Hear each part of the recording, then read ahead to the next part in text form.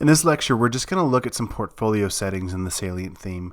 So what I want to show you is currently the home page from what we installed. It has basically default page elements, and then it's got the portfolio that loads down below. So the way that works now, if I click on Edit Page up top here, you can see that the way this is working, it's got the Visual Composer plugin, and it has these sections here, and it's got this portfolio element added to it. I can click the pencil tool, and I can change exactly which categories it's pulling in. I can control how the layout is. I can control a lot of things in here. I'm going to go ahead and hit Save Changes because you can check this out on your own. Now, if I wanted to, if I go back to the main site, you'll notice we don't really have a portfolio link. But if I wanted to create my own portfolio section and have the homepage be more basic or have text instead of images or whatever, I could delete that section and create a new page just for the portfolio. So if I come up here to New and I click Page, I can make a portfolio page. I'll capitalize that. And then what I'll do, I don't have to do anything here in the middle. There's actually a built-in template in the Salient theme. I'll come over here, click on that, drop down, and choose Portfolio. And now all I have to do is hit Publish. If I hit View Page, you can see that I have a fully dynamic portfolio built on the default settings from within Salient. Now, it doesn't show up in the menu. If I wanted to, I can come back over here to Menus. And it's the last page we just added, so I'll click on that and hit Add to Menu. And maybe drag this up into place, and I'll hit Save. And just like that, I added a custom portfolio page to my website as well. So that's something you might want to do depending on how you want your layout to be. And then the next thing I want to show you is, if we scroll down, you can see that we have these categories set up. So if I click on Adverts or Applications or Branding or Graphic Design, all the projects shuffle according to what their category is. And the way that that works is pretty simple. I'll click on my dashboard again, and I'll come down to the Portfolio menu. And then down here I have project categories. So I'll click on that, and you can see this is where we've created these categories. And over here we can see how many different projects belong to each. So if there's something in here you don't want anymore as a category, I could just hit delete. Or I can add a new category altogether. So perhaps I want to add web design as a category. I'll hit Add New Project Category. And now web design will be here, and it automatically created a slug.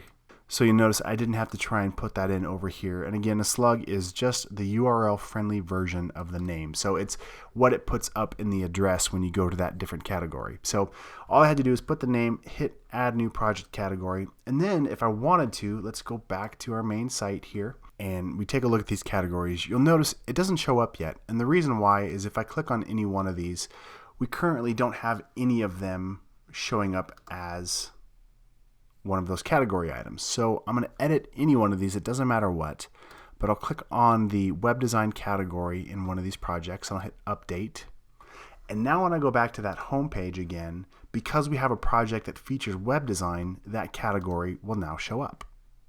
Now that you know how to set up the portfolio and change some of the basic settings, let's actually look at the posts themselves, the actual portfolio pages, and how to work with that. I'm going to jump back into my dashboard. And if I come back to this portfolio tab, I'll click on that.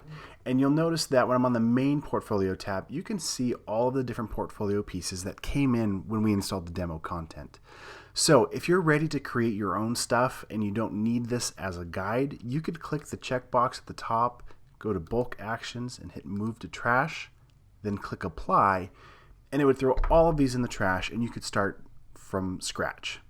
The other thing you could do as you're kind of getting your feet under you and kind of getting used to how this works is just go ahead and click on any one of these and just start reverse engineering how they have each page set up.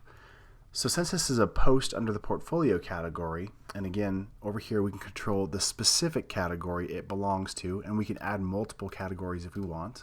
I'll hit update real quick.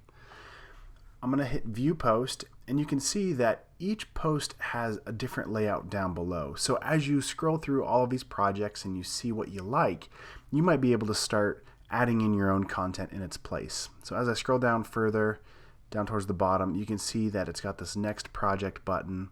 That's a default built into this theme.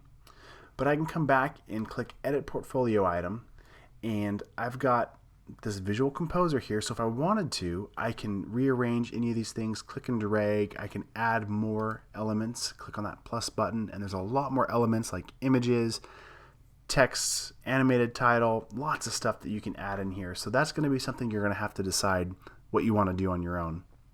We can also add templates like we learned at the beginning of this series, where you could go through and add any kind of elements like this whole project category.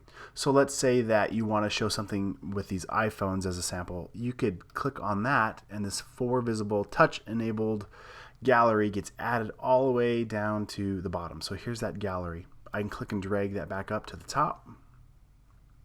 Let's say I want that to be the first thing that they see. I'll hit preview changes real quick. And now when I scroll down, that's the first thing we see. Now it didn't add the images this time, but again, this is going to be something you're going to want to populate with your own images anyway.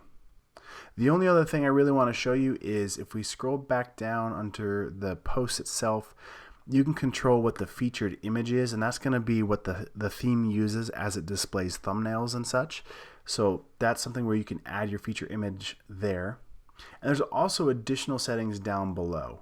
So you can make it a full width portfolio item, you can make it a custom content grid item, you can change the custom thumbnail image.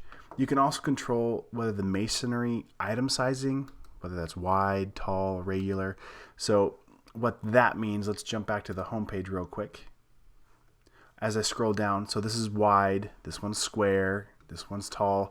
So you can control whether your image is any of these layouts so it fits better with whatever the project is. So I hope that helps you get a good understanding of how to dive in and update your portfolio with the Salient theme.